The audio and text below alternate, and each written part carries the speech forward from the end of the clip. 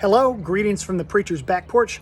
I will see you on Sunday, this coming Sunday at 9 o'clock and 11 o'clock. Look forward to being back in worship with everybody, where we're going to be getting farther into the 7th chapter of the Gospel of Matthew, and that is the tail end, just the last couple of bits of the Sermon on the Mount, something we've been doing since the beginning of August, right? August, September, October, 3 months, covering chapters 5, 6, and 7 in Matthew's Gospel.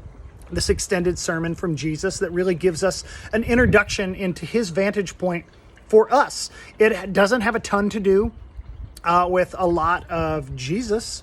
It has a lot to do with what Jesus asks of us. It doesn't have a ton to do with what we're supposed to believe. It has a lot to do with how we're supposed to respond, how we're supposed to act in regard to one another, how we reflect the goodness of Christ that we have experienced. And so the more we learn about Jesus before this sermon and after this sermon helps us make even more sense of what to do with this information that we hear from him in it. So we get a word of warning. Watch out for false prophets, these folks who are wolves that are actually, they pretend to be sheep, but really they're wolves. So pay attention. And then Jesus gives us a word about sort of what's shaping our hearts and minds, what is giving us spiritual influence.